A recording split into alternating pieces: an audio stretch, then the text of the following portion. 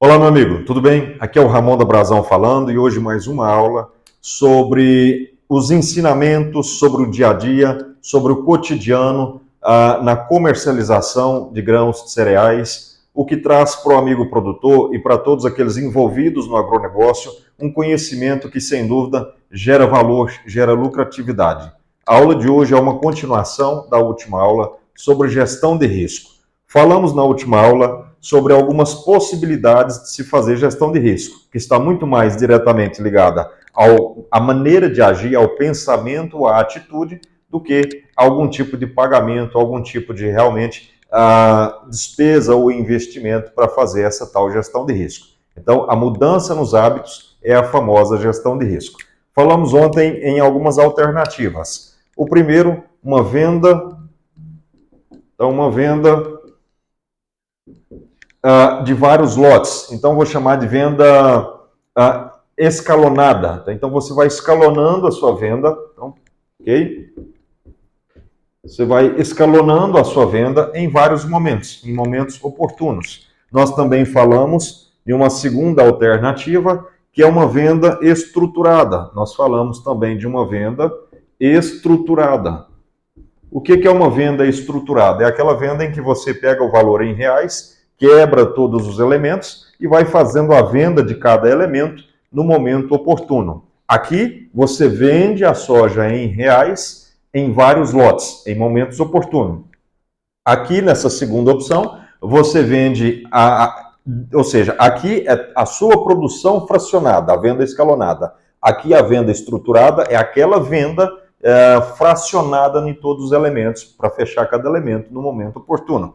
Nós temos aqui também a terceira opção, que era uma venda em dólar. Então, quando que você faria a venda em dólar? Em momentos oportunos, de proteção, de casamento com uma compra também em dólar, com um empréstimo, com um financiamento também em dólar. Então, uma venda em dólar. Tá? Existe também uma outra opção que nós citamos ontem, sobre o barter. Tá? Então, uma outra, vamos listar como venda barter. Tá? E, por último aqui, que é gestão de risco, temos a venda futura, que também foi citado como uma alternativa de fazer gestão de risco, de modo a participar, garantindo liquidez, data de pagamento, data de carregamento em uma parte da sua produção, que basicamente vai ser aquela que vai pagar os primeiros boletos, as primeiras contas, junto às revendas ali em 30/4, 30/5. Na aula de hoje nós vamos então tratar sobre essa primeira, a venda estruturada. E nas próximas aulas trataremos sobre os outros temas. Venda escalonada. Existe uma grande dúvida do mercado hoje, que é a seguinte: vender então 3.000 sacas de soja contra 10.000 sacas de soja. Porque quando faço gestão de risco escalonando as minhas vendas, ou seja, se eu tenho 30.000 sacas de soja, muitos produtores pensam, vou vender 3 lotes de 10.000. Outros pensam, vou vender 10 lotes. Então, aqui vendendo 10 lotes e aqui vendendo 3 lotes. Para um produtor que tem 30.000 sacas de soja. Então, este produtor, ao invés de vender 3 lotes de 10, passando a vender 10 lotes de 3.000, ele consegue uma menor precificação em cada lote, em cada venda ou não? Esta é uma grande dúvida do mercado. Ou seja, eu vou conseguir um menor preço por ter um lote menor? Sim ou não? Essa é uma dúvida que o mercado tem, essa é uma dúvida que produtores, consultores têm. Bom, a resposta é que é falso esse sentimento. Um lote de 3.000 sacas consegue quase sempre a mesma precificação do que um lote de 10.000 sacas. Para entender melhor o porquê disso, a gente tem que voltar ao tempo, a gente tem que entender um pouco mais da história e como foi a evolução na maneira de vender e, principalmente, a evolução na tecnologia que tem muito a ver com este sentimento. Então, ou seja, a tecnologia, o avanço da tecnologia, o avanço da comunicação fez com que a gente deixasse de receber menos nenhuma venda com menor saca de soja naquele momento. Então, meu amigo, para entendermos sobre esta maneira também de fazer gestão de risco, que é a venda escalonada, vamos tratar sobre a história nesse momento. Temos que voltar no tempo, na década de 80, na década de 90. Neste momento, os compradores de soja, de milho e também os corretores, que é uma profissão antiga, mas vamos tratar sobre os compradores. Eles pegavam a pastinha, o contrato, o bloco de pedido e saíam a campo. Lembrem-se que os telefones, a internet, é uma ferramenta que passamos a utilizar, são ferramentas que passamos a utilizar já nos anos 2000. Então, até a década de 80, década de 90, até os anos 99, não se tinha acesso fácil ao telefone, principalmente o celular. Também não se tinha tanta facilidade quanto à internet, ainda era internet de escada, ali bem no comecinho dos anos 2000. Então, naquele momento, naquele tempo, a comunicação era muito difícil. Os compradores tinham muita dificuldade para conversar com a mesa de operação. Então, o comprador que estava andando lá, a zona rural, que estava andando as propriedades rurais, não conseguia falar com a mesa e não tinha, então, essa necessidade de acompanhar os gráficos por segundo, porque nos dias atuais, no dia de hoje, o preço ele não oscila por dia, ele oscila por segundo, a cada movimentação gráfica. Naquele momento era diferente. Os compradores que viajavam e ficavam então na zona rural, eles pegavam um preço na segunda-feira e era o mesmo preço que eles praticavam até o dia de sexta-feira. Muitas das vezes passava uma semana inteira sem ter oscilação no preço. A única oscilação que tinha nos preços tinha a ver com o volume comercializado. Então aqui a gente começa a pegar, né, esse gancho. Percebam bem, era entregue a informação por telefone, de fio ou fax, era entregue a informação ao comprador que ele tinha uma precificação, por exemplo, de 18 a 22 reais para trabalhar, para comprar aquela soja, né? Para os consultores mais novos, para aí os filhos de produtores, talvez não tenha informação, mas essa soja por muitos anos foi negociada a 16, 18, 20 reais. Então, naquele momento, os compradores tinham ali uma precificação. Olha, você pode trabalhar de 18 a 22 a 23 reais. E essa margem, essa oscilação, era justamente o que ele entregava para conseguir mais volume de soja. Então, o produtor também não sabia que preço ao certo ele deveria vender, porque ele não tinha as informações na palma da mão, como ele tem hoje.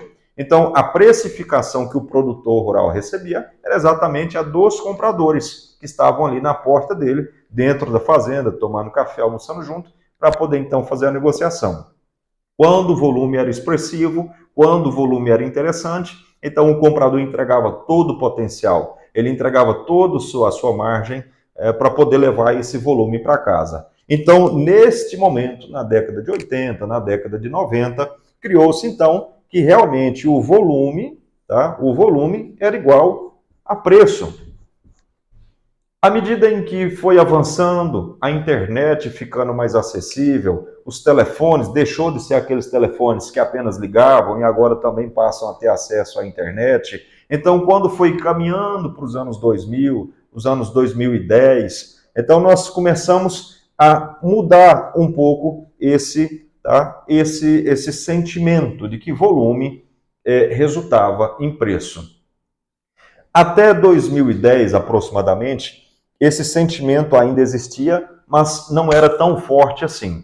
Porém, com o avanço dos investidores, dos especuladores de mercado, com o avanço dos profissionais entrando na bolsa de valor e comprando e vendendo contratos, fazendo operações, talvez o amigo não saiba, mas muito dos investidores, existem pessoas que não conhecem ao certo o que é um pé de soja, o que é um pé de milho, mas que vendem muito mais soja do que um grande produtor. Isso acontece diariamente. Enquanto nós estamos aqui conversando, passando preço, tem muito investidor, tem muito trader Tem muito operador da Bolsa de Valor que não sabe ao certo o que é um pé de soja, o que é um pé de milho, mas está comprando e vendendo contratos na Bolsa de Valor, contratos de soja, contratos de milho. Então, até 2010 existia ainda esse sentimento que volume era preço. Tá? Mas começou a partir de 2010 com um avanço, com o ingresso de muitas pessoas na Bolsa de Valor, se tornando investidores, se tornando traders, começaram então a ficar menor, começou a ficar ainda menor esse sentimento. Porque agora, muito mais dependíamos de ter uma análise gráfica, muito mais dependíamos de entender aquela oscilação do momento em Chicago, no câmbio, para então passar uma precificação.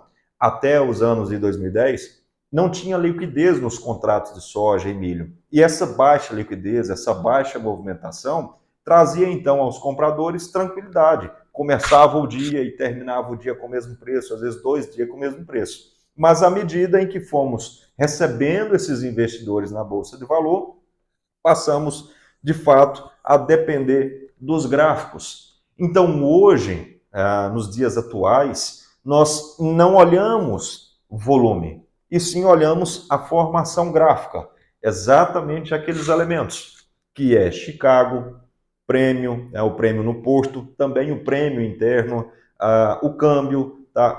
As despesas portuárias. Então, hoje nós olhamos a formação gráfica, os elementos que formam o preço da soja e não mais o volume. Mas, então, nesse sentido, eu posso vender 1.000 sacas de soja, eu posso vir cá e vender, então, 1.000 sacas de soja, que eu vou ter o mesmo preço de 100.000 sacas de soja. Não é para tanto. Temos que tomar cuidado quanto a isso. Veja bem, quando vamos ao mercado vender uma soja, e principalmente essa soja está sendo vendida para exportadores, para as trades, para as grandes empresas exportadoras, eles dependem de um volume mínimo para fazer o head na bolsa, para fazer o travamento, para redear essa soja em Chicago, também. Mas um contrato hoje de soja, tá, na bolsa são 450 sacas. Então, pelo óbvio, com 450 sacas, o senhor pode fazer uma venda e a trade consegue fazer esse travamento. Mas não é assim que funciona na prática. Por que não funciona assim? Não é só comprar o teu soja. Depende também de formar logística, formar cadência logística. Ou seja, eles não vão conseguir performar em 60 toneladas, que é 1.000 sacas, 120 toneladas, ou seja, 2.000 sacas facilmente. Eles precisam de, no mínimo, por isso a gente frisa no 180, no mínimo 180 toneladas, né, 180 mil quilos, para poder conseguir formar uma cadência logística. E aqui, quando eu falo de cadência logística, eu não estou falando só de caminhão, eu estou falando de caminhões, eu estou falando de classificador, que nós vamos falar em uma outra aula, mas o que é o classificador? O classificador é a pessoa que vai lá ver como é que está o padrão de qualidade do produto. E hoje, para contratar uma empresa que a gente chama de empresa certificadora, que são esses classificadores, no mínimo tem que se colocar 200 toneladas. 200 toneladas de cadência, ou seja, tendo ou não um volume de 200 toneladas, essa empresa de certificação, esses classificadores, vão cobrar sobre 200 toneladas para ir lá classificar o soja. Então, ou seja, é necessário ter um volume mínimo para que possa mandar caminhão, mandar classificador, gastar também o tempo dos compradores para gerar contrato, gerar documento, fazer valer a pena puxar certidão de penhor, certidão de alienação fiduciária. Então, existem muitos outros fatores que envolvem, né? Então, vou colocar aqui de documentação, tá?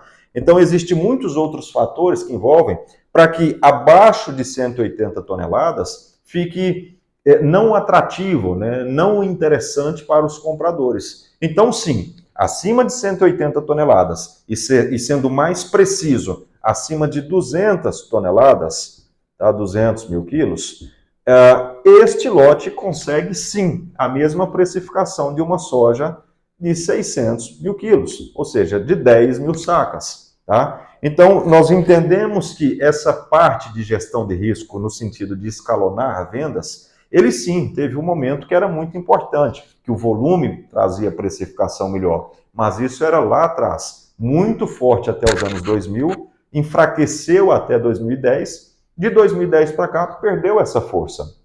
Mas ainda assim existe o sentimento de que eu tenho que entregar um grande lote para conseguir bons preços. Isso é uma estratégia de mercado para conseguir comprar em uma tacada só um bom volume da sua fazenda. Mas, se couber a sugestão, trabalhe sempre com volumes de 5 mil sacas, que são 300 toneladas, né? 5 mil sacas resulta em 300 mil quilos, porque aqui já começa a ficar um volume interessante, tratando-se de questões documentais e logísticas. Então, sim, com 180 toneladas, de quase todos os compradores que tem no mercado, uma boa parte vai querer participar desse teu lote. Com 200 toneladas, ainda uma maior quantidade de compradores. Agora, quando se fala em 300 toneladas, todos os compradores vão tentar levar o teu lote para casa. Então, resumindo a aula de hoje, sim, tratar da sua venda